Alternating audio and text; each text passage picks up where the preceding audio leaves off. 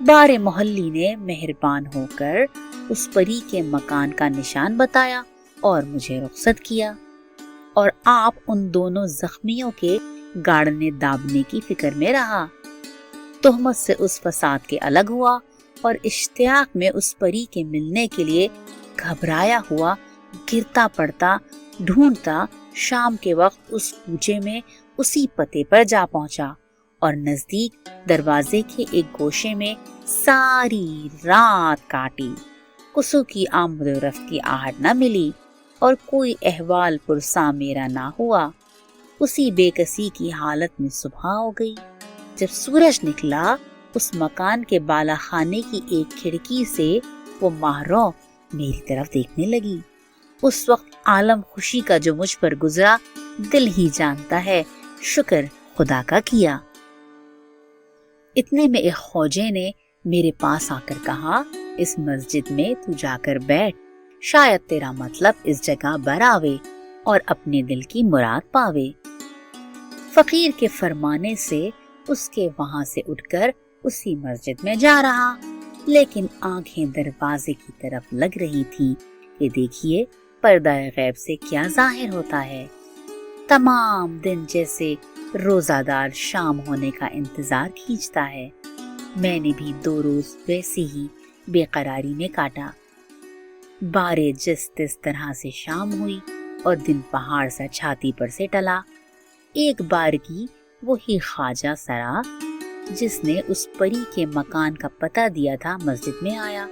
بعد فراغت نماز مغرب کے میرے پاس آ کر اس شفیق نے کہ سب راز و نیاز کا محرم تھا، نہایت تسلی دے کر ہاتھ پکڑ لیا اور اپنے ساتھ لے چلا۔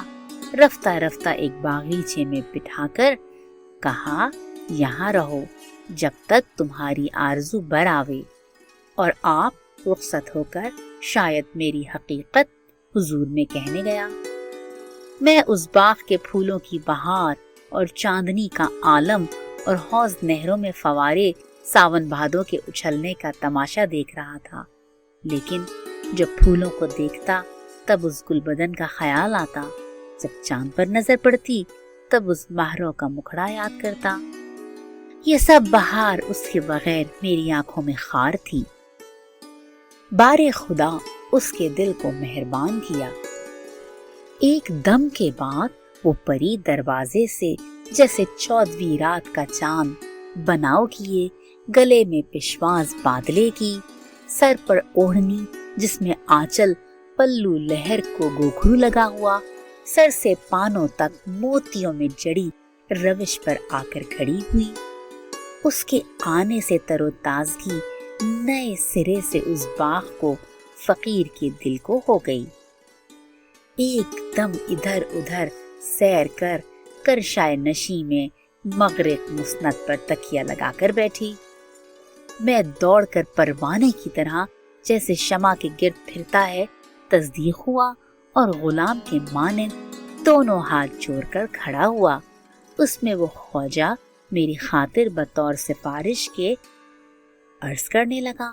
میں نے اس محلی سے کہا، بندہ گناہگار تقصیر وار ہے، جو کچھ سزا میرے لائق ٹھہرے سو ہو۔ وہ پری ازبس کے ناخوش تھی، بددماغی سے بولی کہ اب اس کے حق میں یہی بھلا ہے کہ 100 توڑے اشرفی کے لیوے اپنا اسباب درست کر کے وطن کو سدھارے۔ میں یہ بات سنتے ہی کاٹ ہو گیا اور سوکھ گیا کہ اگر کوئی میرے بدن کو کاٹے تو ایک بوند لہو کی نہ نکلے، اور تمام دنیا آنکھوں کے آگے اندھیری لگنے لگی، اور ایک آہ نامرادی کی بے اختیار جگر سے نکلی۔ آنسو بھی ٹپکنے لگے۔ سوائے خدا کے اس وقت کسو کی توقع نہ رہی۔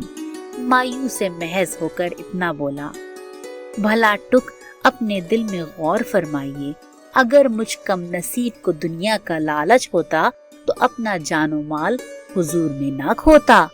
کیا ایک بارگی خدمت گزاری اور جانثاری کا عالم اٹھ گیا جو مجھ سے کم بخت پر اتنی بے مہری فرمائی؟ خیر، اب میرے تئیں بھی زندگی سے کچھ کام نہیں۔ माशूकों की बेवफाई से बेचारे आशिक नीम जहां का तबाह नहीं होता। ये सुनकर तीखी हो तेवरी चढ़ाकर खफगी से बोली, खुश, आप हमारे आशिक हैं, मेंढकी को भी जुकाम हुआ। ए बेवकूफ, अपने हौसले से ज्यादा बातें बनानी ख्याल खाम है, छोटा मुंह बड़ी बात है। बस चुप रह, ये निकम्मी बातचीत मत कर, और अगर किसी और ने यह हरकतें बेमानी की होती, परवरदिगार की सू उसकी बोटियां कटवा चीलों को बांटती। पर क्या करूं, तेरी खिदमत याद आती है। अब इसी में भलाई है कि अपनी राह ले, तेरी किस्मत का दाना पानी हमारी सरकार में यही तलक था। फिर मैंने रोते बसूरते कहा, अगर मेरी तकदीर में यही लिखा है कि अपने दिल के मकसद को ना पहुंचूं और जंगल पहाड़ में सर टकराता फिरूं, तो लाचार हूं। इस बात से भी दिख हुई, कहने लगी, मेरे तई ये चोचले और रम्स की बातें पसंद नहीं आती। इस इशारे की गुफ्तगू को जो लायक हो उससे जाकर कर। फिर उसी खफगी के आलम में उठकर अपने दौलत खाने को चली। मैंने बुतेरा सर पटका, मुतवज्जो ना हुई। लाचार मैं भी उस मकान से उदास और नाउम्मीद होकर निकला। गर्ज 40 दिन तक यही नौबत रही। जब शहर की कुचागर्दी से उकताया जंगल में निकल जाता, जब वहां से घबराता फिर शहर की गलियों में दीवाना सा आता। न दिन को खाता न रात को सोता, जैसे धोबी का कुत्ता, न घर का न घाट का। जिंदगी इंसान की खाने पीने से है। आदमी अनाज का कीड़ा है। ताकत बदन में मुतलक ना रही। आपाहज होकर उसी मस्जिद की दीवार के तले जा पड़ा कि एक रोज वही ख्वाजा सरा जुमे की नमाज पढ़ने आया। मेरे पास से होकर चला। मैं ये शेर आहिस्ता नाताकती से पढ़ रहा था। इस दर्द दिल से मौत हो या दिल को ताब हो, किस्मत में जो लिखा हो इलाही शताब हो। अगरचे जाहिर में सूरत मेरी तब्दील हो गई थी, चेहरे की ये शक्ल बनी थी कि जिनने मुझे पहले देखा था वो भी ना पहचान सकता कि ये वही आदमी है। लेकिन वो मोहल्ली आवाज दर्द सुनकर मुतवज्जे हुआ, मेरे तई बगौर देखकर अफसोस किया और शफकत से मुखातिब हुआ कि आखिर ये हालत अपनी पहुंचाई।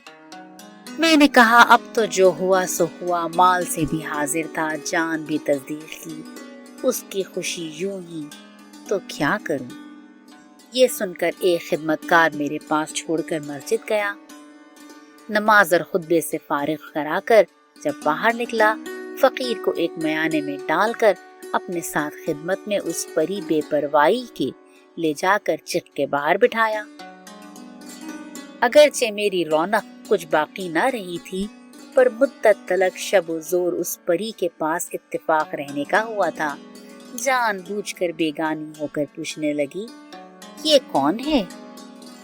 उस मर्द आदमी ने कहा, ये वही कमबख्त बदनसीब है जो हुजूर की खफगी और अताब में पड़ा था।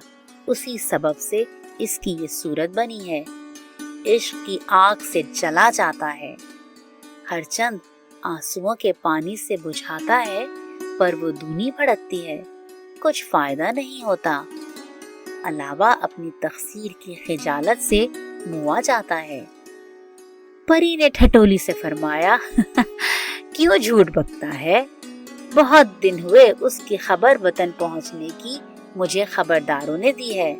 वल्लाह आलम, ये कौन है और तू किसका जिक्र करता है? उस दम ख्वाजा सरा ने हाथ जोड़कर इल्तिमास किया, अगर जान की अमान पाऊं तो अर्ज करूं। फरमाया कि तेरी जान तुझे बख्शी। ख्वाजा बोला, आपकी जात कदरदान है, वास्ते खुदा के चिलवन को दरमियान से उठाकर पहचानिए और उसकी बेकसी की हालत पर रहम कीजिए। नाहक शनासी खूब नहीं, अब इसके अहवाल पर जो कुछ तरस खाइए बजा है और जाए सवाब है। आगे हद अदब जो मिजाज मुबारक में आवे, सो وہی بہتر ہے۔ اتنے کہنے پر مسکرا کر فرمایا، بھلا کوئی ہو اسے دارالشفا میں رکھو، جب بھلا چنگا ہوگا تب اس کے احوال کی پرسش کی جاوے گی۔ خواجے نے کہا، اگر اپنے دست خاص سے گلاب اس پر چھڑکیے اور زبان سے کچھ فرمائیے تو اس کو اپنے جینے کا بھروسہ بندھے۔ نا امیدی بری چیز ہے، دنیا با امید قائم ہے۔ اس پر بھی اس پری نے کچھ نہ کہا۔ یہ سوال و جواب سن کر میں بھی اپنے جی سے اکتا رہا تھا۔ ندھڑک بول اٹھا کہ اب اس دور کی زندگی کو دل نہیں چاہتا۔ پاؤں تو گور میں لٹکا چکا ہوں، ایک روز مرنا ہے اور میرا علاج بادشاہ زادی کے ہاتھ میں ہے، کریں یا نہ کریں وہ جانے۔ بار مقلب القلوب نے اس سنگ دل کے دل کو نرم کیا، مہربان ہو کر فرمایا، جلد ہی پادشاہی حکیموں کو حاضر کرو۔ دو ہی طبیب آ کر جمع ہوئے، نبض دیکھ کر بہت غور کی، آخرش تشخیص میں ٹھہرا کہ یہ شخص کہیں عاشق ہوا ہے، سوائے وصل معشوق کے اس کا کوئی علاج نہ ہووے، جس وقت وہ ملے یہ صحت پاوے۔ جب حکیموں کی بھی زبانی یہی مرض میرا ثابت ہوا، حکم کیا اس جوان کو گرمابی میں لے جاؤ، نہلا کر خاصی پوشاک پہنا کر حضور میں لے کر آؤ۔ دوں ہی مجھے باہر لے گئے، حمام کروا، اچھے کپڑے پہنا، خدمت میں پری کی حاضر کیا۔ تب وہ نازنین تپاک سے بولی، تو نے مجھے بیٹھے بٹھائے ناحق بدنام اور رسوا کیا، اب اور کیا کیا چاہتا ہے؟ جو تیرے دل میں ہے صاف صاف بیان کر۔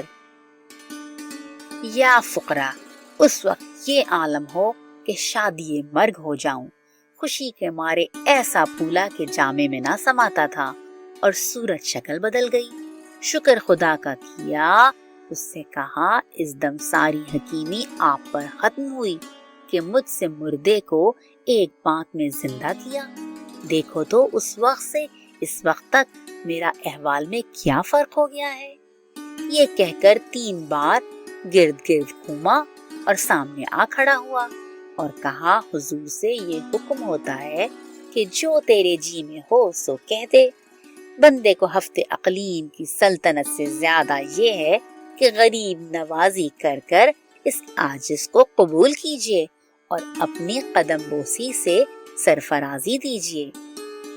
ایک لمحہ تو سن کر غوطے میں گئی، پھر کن اکھیوں سے دیکھ کر کہا، بیٹھو، تم خدمت اور وفاداری ایسی ہی کی ہے جو کچھ کہو سو پھپتی ہے اور اپنے بھی دل پر نقش ہے، خیر ہم نے قبول کیا۔ اسی دن اچھی ساتھ صبح لگن میں چپکے چپکے قاضی نے نکاح پڑھا دیا۔ بعد اتنی محنت اور آفت کے خدا نے یہ دن دکھایا کہ میں نے اپنے دل کا مدعا پایا۔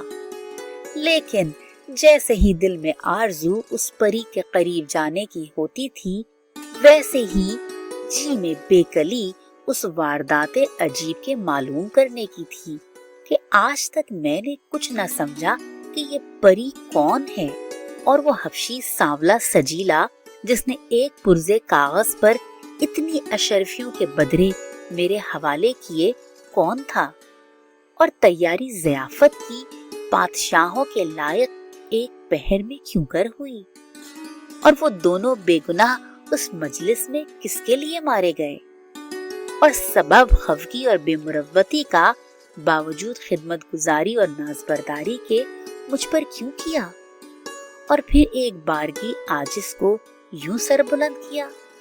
غرض اسی واسطے بعد رسم رسومات عقد کے 8 دن تک قریب نہ ہووے، رات کو ساتھ سوتا، دن کو یوں ہی اٹھ کھڑا ہوتا۔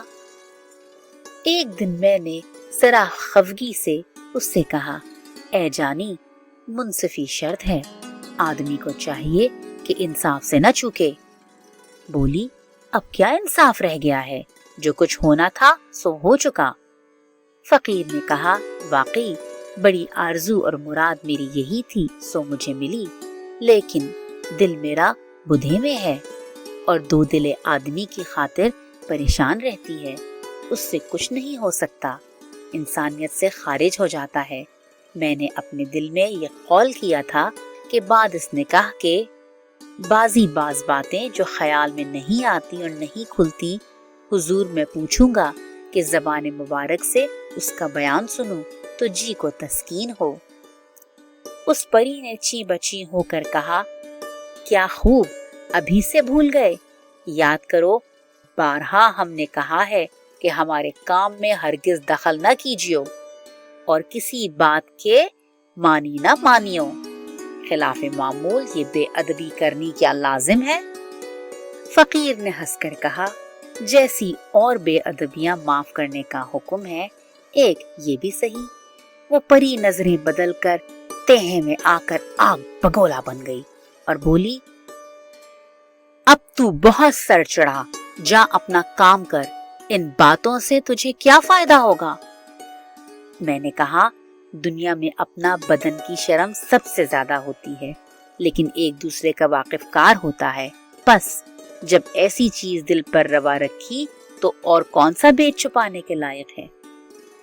میری اس رمز کو وہ پری وقوف سے دریافت کر کر کہنے لگی، یہ بات سچ ہے، پر جی میں یہ سوچ آتا ہے کہ اگر مجھ نگوڑی کا راز فاش ہو تو بڑی قیامت مچے۔